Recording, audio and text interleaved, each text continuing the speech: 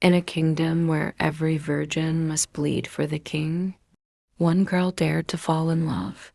Every girl in the kingdom feared the night her name would be called, because before she could marry the man she loved, she had to spend one night with the king, alone, in his bed. It was a cruel law, unspoken, unquestioned, unbreakable. She was young, pure, and deeply in love, but love meant nothing here. Obedience did. And tonight, the palace gates opened for her. But what no one knew was that someone was watching, someone who loved her more than life itself, and someone who would burn the whole kingdom down just to keep her untouched. The golden chamber smelled of jasmine and despair. Rosalie Brown sat in silence, her fingers clenched into her gown. Her heart pounded so loudly she could hear it in her ears. A maid was tugging harshly at her braid while another dabbed powder on her cheeks, attempting to cover the tears still fresh under her eyes. "Stop," Rosalie suddenly jerked her head. "Don't touch me." A stern voice cracked through the tension like a whip. "Enough." A tall woman in a black velvet gown stepped into the room. Her sharp features and deadpan eyes silenced everyone. "You'll do as you're told, girl. You're not here to dream. You're here to obey." "I won't go to him," Rosalie said through clenched teeth. "I'd rather die." The woman walked over slowly and, without hesitation, slapped Rosalie across the face.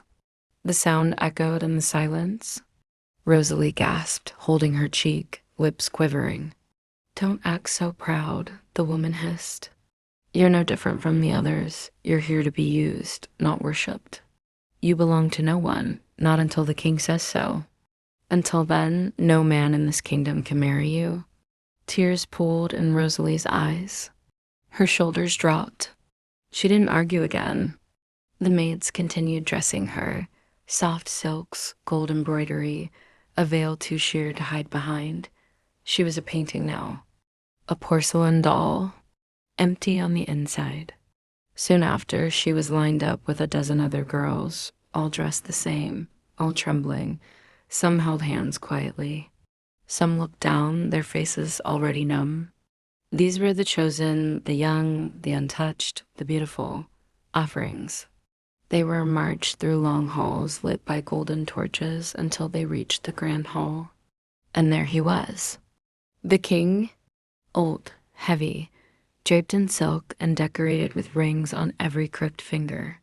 He sat on a raised throne, a golden goblet in his hand and a sickening smile on his face. When the girls entered, he stood. "My children," he said mockingly, "spring has returned to our kingdom. And with it, so many gifts." He walked down from his throne and approached the girls one by one. He touched their hair, turned their faces side to side, whispered words only they could hear. And then he reached Rosalie. She raised her chin. Their eyes locked. The king smiled, amused by her courage. My," he muttered. "You dare meet my eyes? What fire?" He took her hand and kissed it slowly. His lips were dry, his breath warm and unpleasant. "This one," he announced loudly, "is the rarest rose of the season. I accept her offering with honor. And soon I will return her to the world, made whole, made worthy of love." He laughed. No one else did. Rosalie's jaw tightened.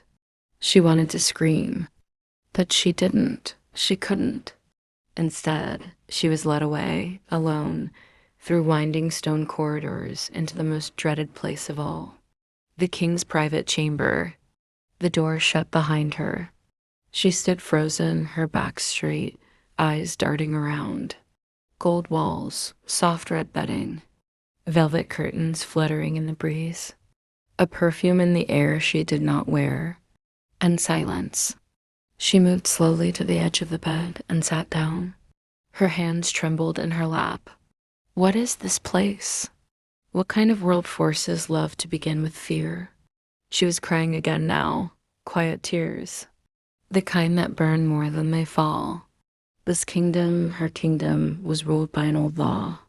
Every spring, a royal ceremony brought all eligible girls of age before the king. He would spend time with each. No woman could marry until she had received his blessing. Without it, she remained untouchable by law, by custom, by fear. And now, Rosalie was next, even though her heart already belonged to someone else. To Richard, a buggy man with rough hands and kind eyes. He wasn't royalty. He wasn't rich, but he loved her, fiercely, softly, purely. She had kissed him under the sycamore tree last winter. He had promised to protect her. But tonight she was alone. The door creaked. Her breath caught in her throat. The king entered. He didn't speak at first. He just looked at her like prey. His robes rustled as he walked toward the bed. Rosalie stood up. Please, please don't. I beg you. I don't belong here. You belong wherever I say you do, he said simply, untying his robe. She backed away. You don't have to do this. Of course I do, he said with a smirk. How else will the world know you're ready for love? He moved closer. She stepped back until her legs hit the edge of the bed again. He reached for her arm. She flinched. He gripped her wrist and gently, almost theatrically, eased her back onto the bed. Her hair spilled across the pillow. Her chest rose and fell rapidly. He leaned over her. His face was too close. His breath hit her cheek like waves of rot. She turned her head to the side, unable to look at him. He brushed her hair away from her forehead. You'll remember this, he whispered. The moment you became a woman. She tried to pull away. He didn't stop. His hand pressed into the mattress beside her. The weight of him crept over her body like a dark cloud. His closeness, his scent, all of it felt like poison seeping into her lungs. Her fingers clawed at the bedsheet. She could feel his breath at her neck now. Please, someone, she thought. Stop this. Then a knock, a shout. Your Majesty, the king cursed under his breath. What now? A message from the commander? He says it's urgent. The king stood abruptly, his robe swaying. He looked down at Rosalie, still lying there, her face wet with tears, her body frozen. I'll be back, he said coldly. Don't move. You're mine until I say otherwise. He stormed out, the door slamming behind him. Rosalie gasped for air the moment he was gone. She sat up and curled into herself. Her hands gripped her dress like it was the only thing keeping her alive. She had almost lost everything. She buried her face in her knees. And suddenly, Richard's face flashed in her mind, his smile, his laugh, the way he once held her hand as if she were made of glass. I'll come for you, he had promised, even if they lock you in gold. Her tears returned, but this time not just from fear, from hope. Tears still shimmered in Rosalie's eyes as she sat in the king's chamber, but her mind wandered far from the golden prison. It wandered back to the day when spring had meant something else, something softer, something filled with laughter, to the first time she met Richard Grace. The village market buzzed with noise. Vendors shouted about fresh bread, honey, and herbs. Children ran through muddy puddles. And Rosalie, a girl with books clutched to her chest and the wind in her hair, walked carefully down the cobbled path. She had just turned a corner when a wooden cart jerked sideways, its wheel hitting a deep hole in the road. The jolt sent half a basket of apples flying into the muddy ditch. And Rosalie? She dropped her books in surprise, right as one apple rolled to her foot. She looked up, startled. A young man jumped down from the cart. He had strong arms, dusty boots, and sunlit brown hair tucked under a cap. His white shirt was half unbuttoned, sleeves rolled up, chest rising with a breath of panic.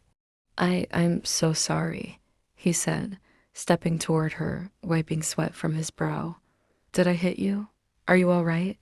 Rosalie stared for a second. Her cheeks turned warm. "No, I'm fine," she whispered. "But your apples." They both looked down at the mess. Richard groaned. "The king's lunch delivery? Great." Rosalie gave a tiny smile. Maybe he won't notice a few bruises. But Richard did. He watched until she vanished behind the alleyway, then sighed and climbed back onto his cart. Back in the king's chamber, Rosalie's lips trembled. She smiled faintly at the memory. Soon at that night, once again she met Richard.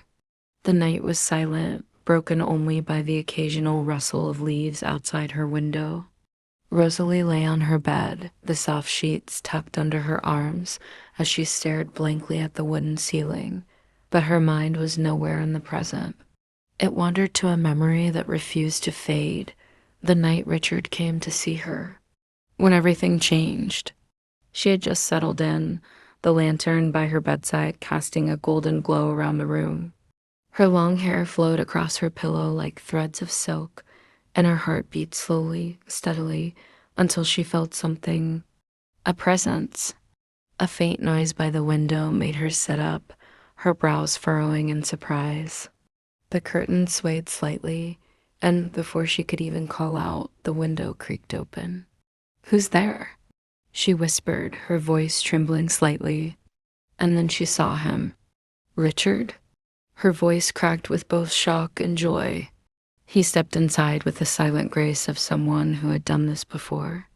Dressed in his worn black coat, a soft breeze tousled his golden hair as he stood tall in the moonlight. Rosalie blinked, heart racing. "What are you doing here? At this hour?" "I couldn't wait," Richard whispered, his voice deep and warm, like the scent of wood smoke and winter rain. "I needed to see you." He held something behind his back. Before Rosalie could ask, he brought it forward, a fresh bouquet of white roses. Her lips parted in astonishment. "White roses?" Richard's eyes lit up at her reaction. "You like them?" Rosalie took the bouquet, fingers brushing the velvety petals. "I love them, but how did you know?" "We don't even grow white roses in this part of the village." "I've never seen one here." Richard chuckled softly, rubbing the back of his neck. "Well, you didn't think I only knew how to ride a buggy, did you? I may look like a fool, but I've got some brains too." Rosalie laughed, eyes glimmering. "Where did you get them?" "I found out where the traders bring rare flowers," he said. "I asked your friend Lily, she told me everything. What you like, where you study, even what kind of tea you drink." Her laughter faded into a soft gasp. "You asked all that? Why?" His eyes turned serious. "Because," he said, stepping closer, "I've chosen you, Rosalie." Her breath caught. "I've never met anyone like you," Richard continued. "You're strong, kind, and your smile, it ruins me." He knelt on one knee by her bedside, pulling out a small silver ring with a delicate white stone that looked like a frozen teardrop. Rosalie's hands flew to her mouth. "Richard, I know it's late, and I know this might sound sudden," he said, "but I've never been more sure of anything in my life. Will you marry me?" Tears welled in her eyes, glimmering like stars. "You're serious?" she whispered. "I've never been more serious. I want to build a life with you. I'll talk to your father first thing in the morning, if you'll let me." Rosalie stared at him, overwhelmed. Her lips trembled, but then a sudden laugh bubbled out of her. "You're completely mad, Richard Grace." He grinned. "Mad for you." She looked down at the white roses, then back at the man kneeling beside her bed, her heart thundering in her chest. "I've dreamed of this," she whispered. "But I never thought—" "Then say yes," he urged. "Say yes and make me the luckiest fool alive." She held out her hand, allowing him to slide the ring onto her finger. It fit perfectly, like it had waited just for her. "Yes," she breathed. "Yes, Richard. I'll marry you." His face broke into a breathtaking smile, and for a moment, it felt like even the moon leaned in to listen. He rose slowly and kissed her forehead, his hand lingering gently against her cheek. "I'll be back soon, I promise. And then we'll start our forever." Rosalie clutched the roses to her chest, eyes following him as he disappeared back through the window, just like he came. But this time, her heart wasn't restless. It was full. And for the first time in years, she fell asleep smiling. The sun was mellow that morning, casting golden light over the cobbled streets of the kingdom's marketplace. Colorful stalls lined the path vendors, shouting about fresh figs, spices, silk shawls, and hand-carved toys. Children weaved through the crowds, laughing. Women bartered over prices while men hauled carts of grain. But hidden behind one of the scarf stalls, dressed in a soft brown shawl with her face partially covered, stood Rosalie Brown. Her heart was thudding wildly, not from fear, but something more dangerous. Something called longing. Across the street, near the fruit stalls, stood Richard Grace. He looked nothing like the rough traveler he once was.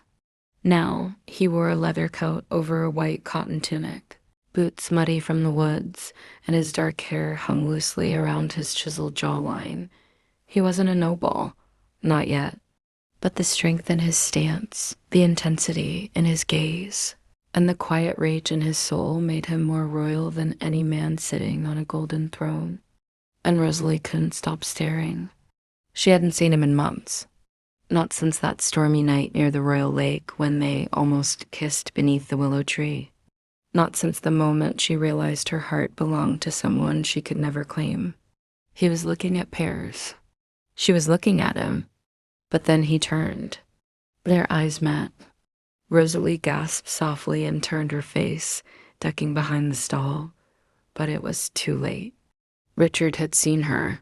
He started moving slowly, deliberately through the crowd toward her. Her breath caught in her throat. She clutched the shawl tighter and stepped back. Just then, boom, boom, boom. The sound of drums echoed through the street. Loud and thunderous, they drowned out every whisper of romance, every echo of hope. A line of soldiers in polished black uniforms marched into the marketplace, clearing paths as terrified vendors stepped back. A man in royal red stood between them, holding a long scroll, flanked by drummers. The announcement began. Hear the, by the decree of His Majesty, King Aldrich the Ninth. The crowd froze. Rosalie's face turned pale. Spring approaches, and with it the royal blessing. Richard stopped walking, his face tightening with horror. Every maiden of age, every daughter of this kingdom who is yet untouched, shall be presented at the royal court before His Majesty. Mothers clutched their daughters, men dropped their produce. A silence fell like death. The king shall choose the one he blesses each night, for this act of favor purifies her for marriage. All who defy this tradition shall be punished. No soul belongs to themselves. The people of this land belong to the king. Rosalie's legs trembled beneath her. She knew this tradition, everyone did, but this year was different. Last spring, she was still a child. This year, she was a woman. And the king would notice. Her heart began to pound as the reality hit her. She was no longer invisible. Richard's jaw tightened as his hands curled into fists. His eyes darted through the crowd, searching for Rosalie again, but she was already running. She fled down the narrow back alleyways, shawl flying behind her like wings, gasping for air, her sandals slapping the stone path. The drums still echoed in her head, louder with each step. No soul belongs to themselves. The people of this land belong to the king. The words stabbed her chest like poisoned arrows. She reached her house, a small, weather-beaten cottage at the edge of the city. But the moment she opened the wooden gate and stepped inside the courtyard, she froze, her feet rooted to the ground. Her heart dropped. 3 of the king's guards were already there, standing tall and stone-faced. Her mother was on her knees, trembling, her hands clutched in front of her chest like she'd been praying. Rosalie's lips parted. "Mama?" Her mother looked up, eyes red and swollen with silent tears. One of the guards unrolled a scroll and began to read aloud. By decree of King Aldrich, daughter of House Brown, Rosalie, aged 17 years, is summoned to appear at the royal spring blessing. No, Rosalie whispered, stepping back. You are required, the soldier continued coldly, to present yourself before His Majesty at sundown, prepared for the ceremony. She turned to run, but 2 guards surged forward. No, please don't touch me, she cried, but they grabbed her arms tightly. Her mother rose slowly, voice cracking. We cannot refuse, Rosalie. Rosalie's body went still. Her face twisted in pain. You knew. Tears slid down her mother's cheeks as she whispered, if we say no, they'll burn our home. Kill us, kill you. Rosalie's vision blurred with tears. Mama, please. You said the king would never pick me. I lied, her mother sobbed. To protect your heart, the guards yanked Rosalie toward the courtyard gate. She screamed, let me go. I don't want to go. I don't want him. One of the soldiers smacked the back of her head and barked, silence. Her mother fell to her knees again, covering her face with her hands. As Rosalie was dragged through the streets, people looked away. Some wept, some hid their daughters. But no one dared speak. The harsh gravel scraped beneath her bare feet as 2 guards dragged Rosalie across the outer courtyard. Her wrists were bruised, her dress torn, but her spirit, though trembling, refused to break. She didn't cry, not even when one soldier jerked her forward so hard that she stumbled, not even when the cold, stony gates of the inner palace loomed ahead, ready to swallow her into a life she never chose. Her eyes remained distant, haunted not by the present, but by the fire in a man's gaze. And then, let her go. The voice rang out like a clap of thunder, deep, familiar, ferocious. Rosalie's heart skipped a beat. The guard stopped. She slowly turned her head, and there he was. Richard. He stood at the edge of the courtyard, his chest heaving, sweat dripping from his forehead. His shirt was torn open at the shoulder where a wound still bled, and in his right hand, he clutched a small, curved dagger. His ocean blue eyes burned with rage, but it was the desperation on his face that made Rosalie's knees nearly buckle. Let her go, he shouted again, stepping forward. The guards sneered. And what will you do with that little toy, peasant? One of them mocked, raising his spear. Fight, Richard said through gritted teeth. And he did. With a cry that came from the deepest corner of his soul, Richard lunged forward. He was fast, too fast for a man so injured. His dagger slashed through the air, cutting across one soldier's arm. The man fell back with a shout. Another guard rushed toward Richard, but the hero spun, driving his shoulder into the man's gut, knocking the wind out of him. Rosalie screamed. Richard, no. But he didn't stop. 2 more soldiers joined the fight. One grabbed his arm from behind. Another swung a heavy metal rod at his side. Richard cried out, the pain in his wound flaring like wildfire, but even then, he slashed again, this time grazing a guard's cheek. Blood splattered. The soldiers roared in fury, and then they overwhelmed him. One struck the dagger from his hand. Another kicked his knees.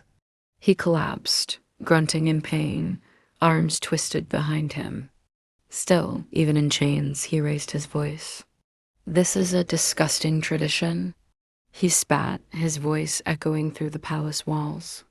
You parade women like cattle, force them into your king's bed as if they're offerings. I won't be part of it. I don't believe in this. The courtyard went dead silent. Then came the laughter. One guard knelt beside Richard and growled into his ear. You've got a sharp tongue, boy. Let's see how long it lasts when you speak it before the king. Another added, he'll slice off that pretty little head of yours. Then you won't have to worry about love or honor again. Richard didn't flinch, but Rosalie did. No, please, she cried, struggling against the men who held her. Don't take him. Don't hurt him. I'll do whatever you say. Just let him go. Her voice cracked. For the first time in days, the tears came. She had stayed strong for too long.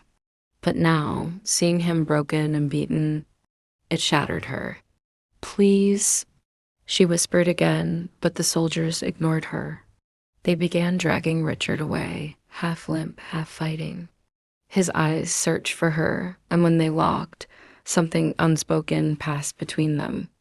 A promise, a prayer, a goodbye. Then he was gone. Rosalie screamed his name. Richard. But it was too late.